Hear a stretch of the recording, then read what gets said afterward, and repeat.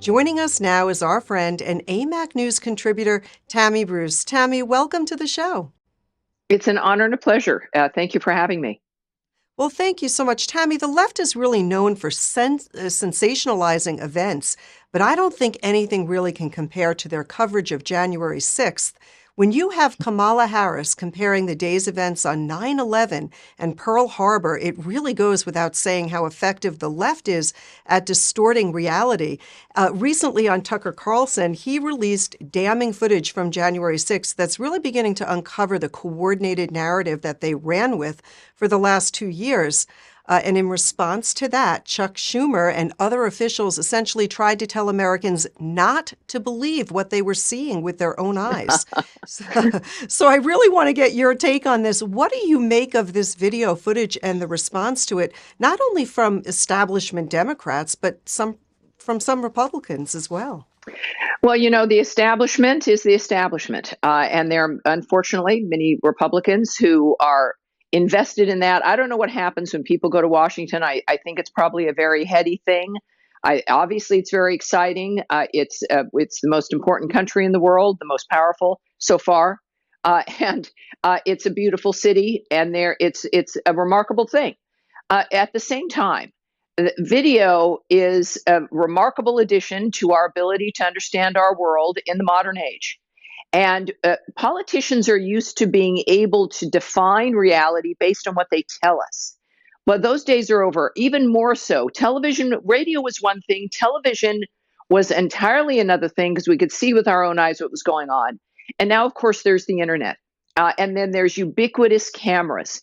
There are cameras everywhere, as we know, and as they've learned at the Capitol, right? They lied about the nature of what January 6th was. Some people got out of hand. Some people, it was an embarrassment. There are some people who do deserve to be in jail. There is no doubt about that. But there's clearly a number of instances where that is not true, and the Tucker Carlson reveal of the videos have proven that, and I'll get to a little bit more of that in a second. But the Democrats are hoping, and often they're able to do this with legacy media. They're hoping that legacy media will only show a little bit or enough to reinforce what the Democrats are saying, like Kamala Harris's absurd comparison to Pearl Harbor. Some people are comparing it to World War II and the Holocaust.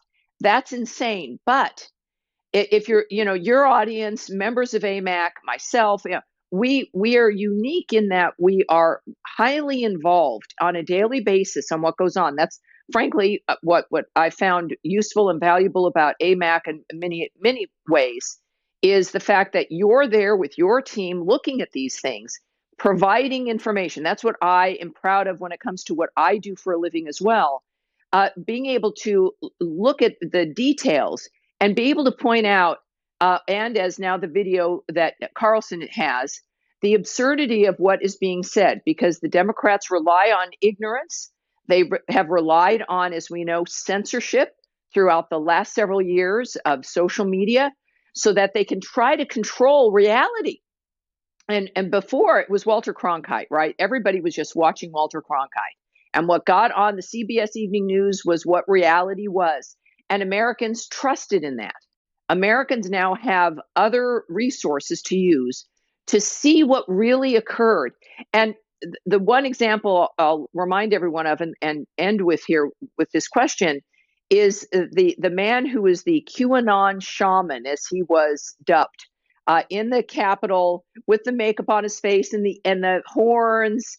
And he was portrayed as a maniac, a violent maniac, getting 4 years in jail. That he was like an example of the wild criminal nature of what was happening on January 6th. We now know from the video that he was escorted by police.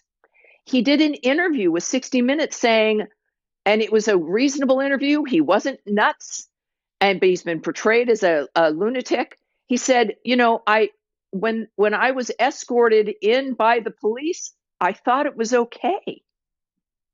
So these are things and that surprised the reporters at 60 Minutes, but it's good that they talked to him. It was a video from prison.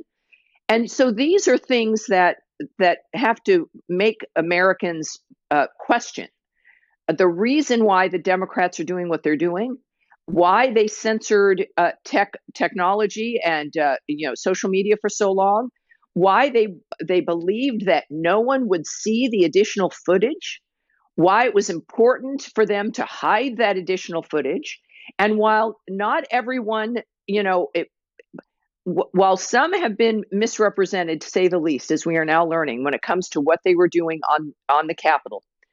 There are some who did engage in violence. We know that, but at the same time, the how it's portrayed by the Democrats relies on censorship, relies on keeping the American people ignorant, and they want us to be reliant on what they say happened. Those days are over. They're going to fight that, but we must fight to make sure that we have information. The unedited raw footage, unlike the doctored January 6th presentation, really has the potential to open the public's eyes, as you say, and it's really starting to feel like things are escalating now with Matt Taibbi's exposés and Tucker's release of raw footage and the coordinated attacks against both of them, because we're now fully understanding that those who are attacked the most, Tammy, those are the people who are often speaking the most truth. Do you see a path to a real awakening here and actual repercussions? I hope so. And I think that this is clearly nonpartisan. Every American, classical liberals, conservatives, independents, Americans who believe in what America stands for, the same Americans from the 60s who identify as liberal, who moved in the 70s and 80s doing so, this was never about censoring Americans, controlling information, having disinformation panels. That is the antithesis of what the average basic American wants. We want a future where we can raise our family safely, that the parents and our influence about the children and our extended family is what matters, not what state actors want. And I think it's been shocking.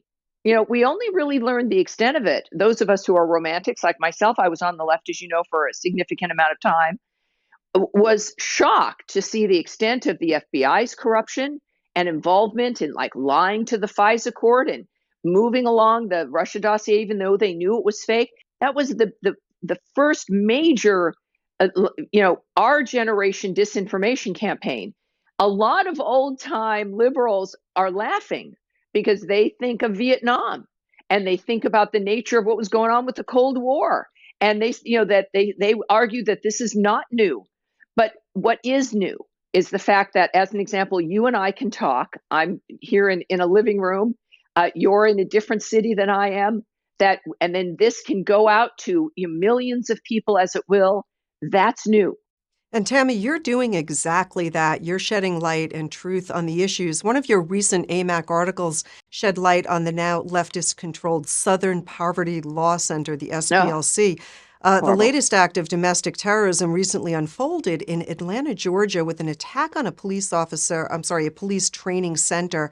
And one of those arrested and charged was a staff attorney for the SPLC. So for a group previously known to stand for those who are less fortunate, you state that they have become one of the handmaidens carrying out the left's work and that they are far from the first group that has gone down this path. Tammy, who is funding these groups and who is driving these groups to this kind of behavior? It's not just the SPLC, but it's also the ACLU, and that's the question. It's about funding. So as there's been progress in the cultural issues for the left, and when it comes to the nature of the workplace for people and certain civil rights, certainly we've made tremendous progress there. The issue becomes, where is the money going to come from? How do you fundraise? The left still fundraises on abortion. But in this kind of a case, you just have to look at their direction. Clearly, it's a segment of extremist activists that are funding all of these former, normally classically liberal entities that fought for freedom of speech and genuine civil rights. Now it's political extremism, and whether it is George Soros or you can look at certain elements of the funding base, but that is their. If that wasn't the main thing that the funders wanted, you would have a different kind of an approach. But that's what they're stuck with now. They're stuck with a marginalized extremist funding base. And even the people on the street, it's a very small number of people. It is not representative of any kind of majority. And that is what the American people have got to know, is that they're not alone. And these groups they're no longer what they were, any more than the broadcast networks are what they were. But the fact is, he's been charged with domestic terrorism charges, and he was the one person let out on bail. Everyone else, by the way, with the exception of 23 people were arrested. Only 2 of them were local, including this one guy. Everyone else, Rebecca, had come in from out of state and in a few instances from other countries. And that's what Antifa does. They import these people. These were not Atlantans rioting any more than it's people from New York City who do the damage, or Portland or Seattle. These are people who move about as a team. And this is the kind of thing that the media really needs to make sure people know. During the George Floyd riots, 2 lawyers were arrested for throwing Molotov cocktails into a police vehicle. They were lawyers working at firms in New York City. Now, they have been disbarred, thank goodness, and they pled guilty to charges. But then the Biden administration came in and reversed that and allowed them through the DOJ to plead guilty to lesser charges. So why would the Biden administration intervene with 2 people who are lawyers who committed violence, abusing their licenses, their commitment to the law, and make it easier for them to get lighter sentences, which they did? And why would Kamala Harris and others send money to bail groups that still exist, to bail people out who are damaging businesses, destroying the future for business owners, certainly business owners who are people of color in these urban riots? It's almost as though that these entities are working together to cause as much chaos and disruption as possible. How do you see all this ending so that people, American people, can get to the truth? Well, you're right. I mean, it tells you that they know what they're doing is not wanted and would be rejected if known in its entirety by the American people. So the effort to stop information tells you that they're not well-meaning. That's the first thing. Everyone's got to realize no one on the left is well-meaning. What they're doing is deliberate. They believe there's going to be some, wonderful Marxist thing that comes from the ashes. What threatens them is the family, is the traditional family, is faith. Those are things that threaten them because you've got a commitment to something beyond yourself, and they need you to be reliant on government. So these are things that it's hard to believe, but you just have to look at the 20th century to see what these people are capable of. It will end, and there's 2 different fronts. Certainly, Congress can help expose what's going on and handle the things that they're allowed to in this republic at the federal level when it comes to what the FBI is allowed to do, what the president is allowed to do with emergency powers, when it comes to the education system. Should the education department continue to exist? Should there be a federal control over education? There are all kinds of questions that have to be asked. Legislation, laws that can be passed about, what is taught, and when it comes to what is child abuse, if you will, what our what our CDC and NIH support. We see when the NHS, which is the UK, we see already what Europe is doing, which is not good when it comes to allowing surgeries on minor children, when it comes to gender issues. You're going to do that. If you're going to be an adult and do that to yourself, that's another conversation entirely. But on every issue facing adults, leave the children alone. Just leave them alone. It's let them get to be 18. Give them that space and time that we all know we think and choose differently throughout our childhood. But the fact that that's even a fight is shocking. But then there's at the local level. We've seen what Ron DeSantis has done. We see what other states are doing when it comes to banning CRT in schools. These are state issues. When it comes to people voting during COVID, to limit the power of governors and their politicians during an emergency, that's important. So it's got to be a combination, and Americans can do it. We've saved the world many times over. We've continued to create the best country in the world. So it is about Washington, but it is, remember, we're a republic. It's about states taking control locally, where your voice is more heard more rapidly on issues regarding your children, medical interventions, education in general, through 12, kindergarten through 12, and then your colleges, and what you allow your politicians to do when they just simply make some declaration that you're all in danger, and so they're not going to have to follow certain rules.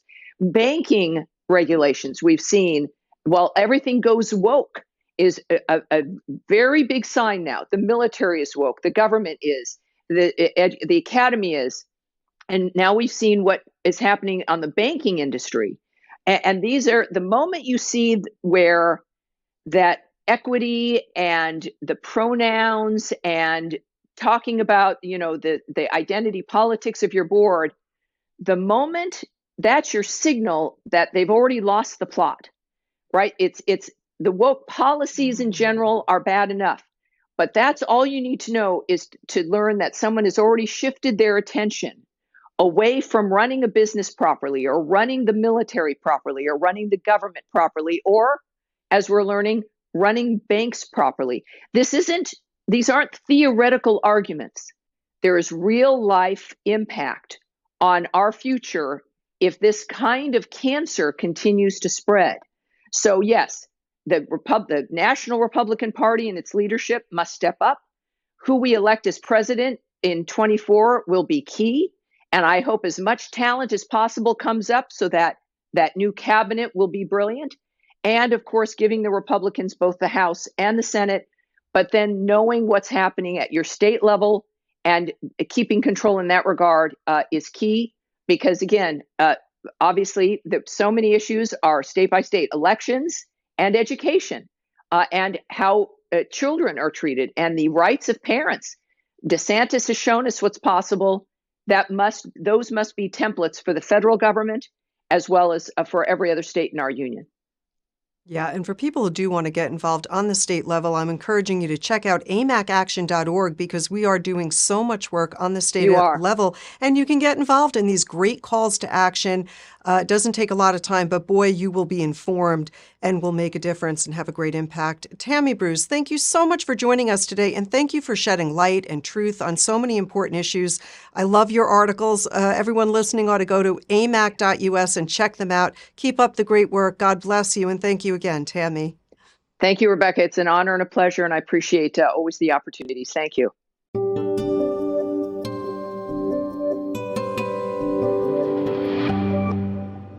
If you enjoyed this episode, you can listen to more just like it. Check us out on iTunes, Spotify, or by downloading the AMAC app. Don't forget to follow us on social media. Until next time, I'm Rebecca Weber. This is your podcast, Better for America. Thank you for being here. Have a wonderful evening.